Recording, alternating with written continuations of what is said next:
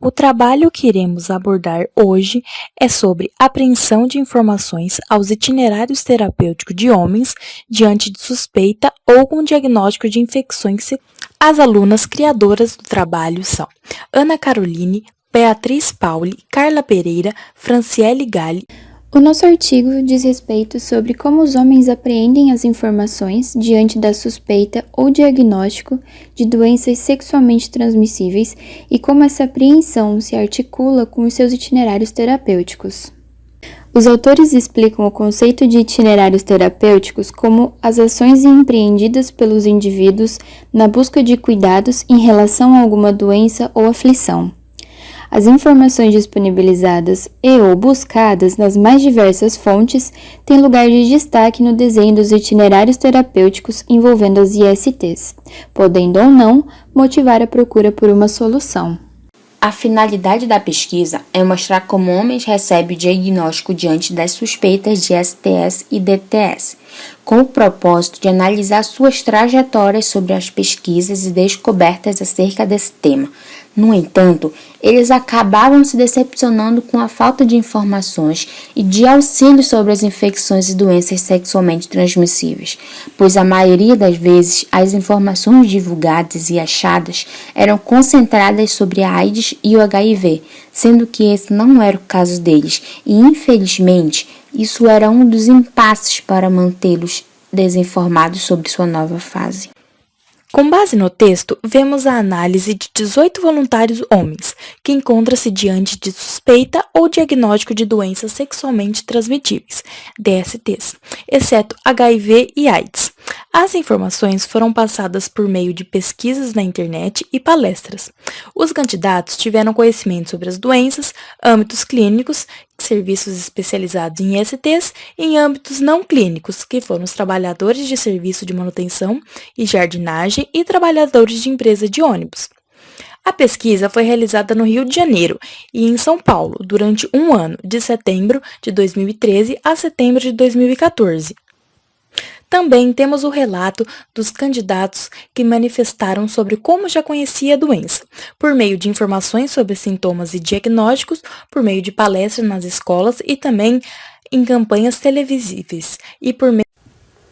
Falando agora um pouco sobre as informações das ISTs, expectativas e seus significados.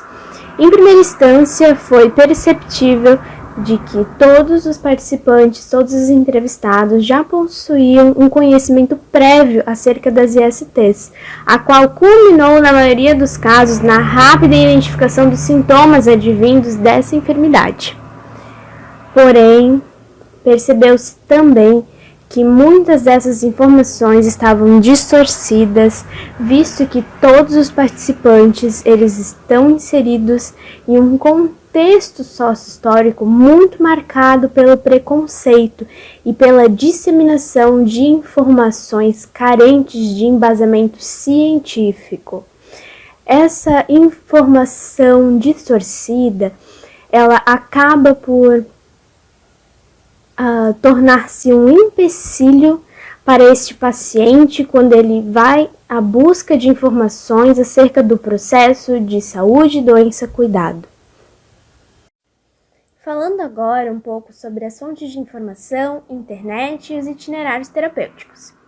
Bom, percebeu-se que para a construção de um conceito sobre a sua IST, os entrevistados buscaram a mídia, a internet e os trabalhadores da saúde como principais fontes de conhecimento.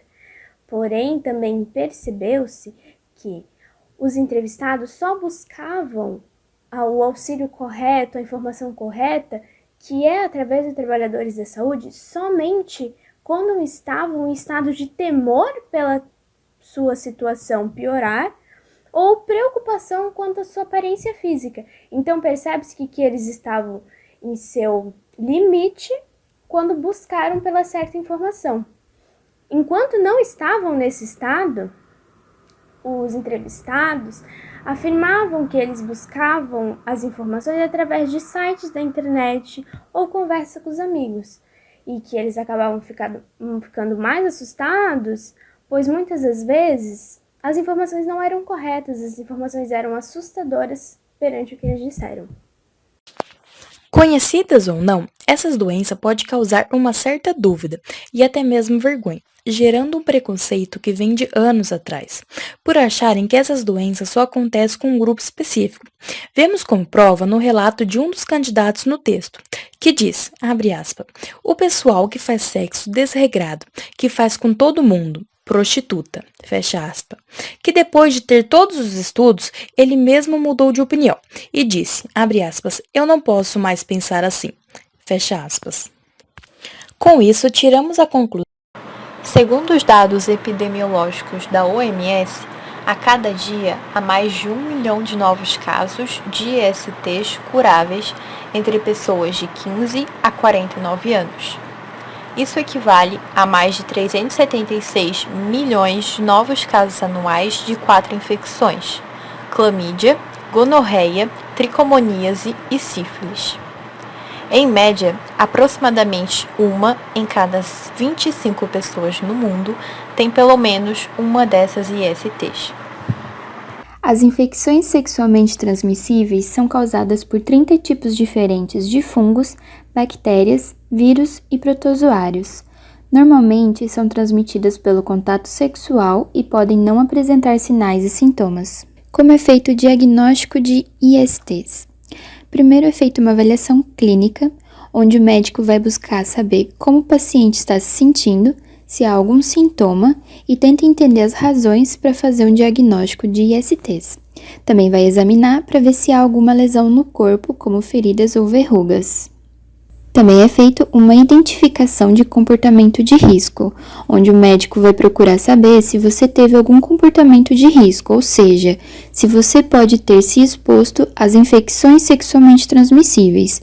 Ter relação sexual sem usar camisinha, por exemplo, é uma maneira de se expor. Também é feita uma avaliação laboratorial ou testes rápidos, que são utilizados para ajudar a definir o diagnóstico de IST. Além disso, sempre que possível, devem ser feitos exames para gonorreia, clamídia, sífilis, HIV e hepatites B e C.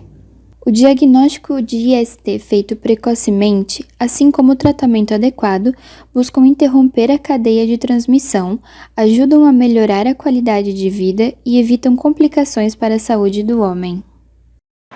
As formas de tratamento de ISTs incluem antibióticos, que podem curar muitas infecções bacterianas e parasitárias transmitidas sexualmente, como gonorreia, sífilis, clamídia e tricomoníase, e medicamentos antirretrovirais, que são indicados para ISTs causadas por vírus, como o HIV.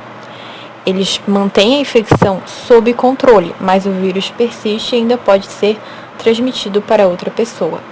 Nesse sentido, é importante ressaltar que quando a cura não é possível, o objetivo do tratamento de IST é interromper a cadeia de transmissão e melhorar a qualidade de vida, evitando complicações para a saúde.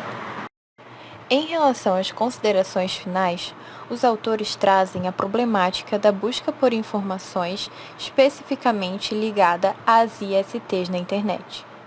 Essa construção se deve à alta demanda a esse meio, devido à possibilidade do sigilo, importante para os indivíduos quando se trata dessa questão, que, no entanto, acarreta consequências negativas, como, por exemplo, a grande quantidade de informações sobre ISTs não serem, na maioria dos casos, úteis à especificidade de cada indivíduo.